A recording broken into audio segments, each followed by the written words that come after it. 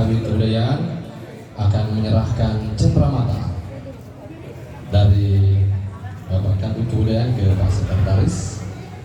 Salah satu buku yang limited edition juga. Saya titipkan kebudayaan kepada Pak Sekretaris karena kebudayaan akan dimajukan, pendidikan dikuatkan dengan melalui sebuah pesan-pesan dalam buku ini berkisar pada kontrak. Jadi saya menginginkan Pak Kadis Pak Sekretaris bisa mempopulerkan kebudayaan lewat pesan melalui kontrak. Jadi itu yang penting.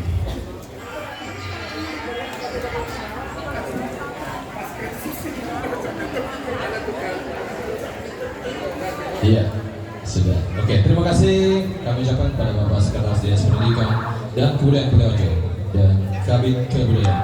Baik, peserta selanjutnya dari Kecakorwil, Kecamatan Manyang Pajo. Oh ya, jangan beranjak dari tempat ini, masih banyak hadiah yang akan diberikan.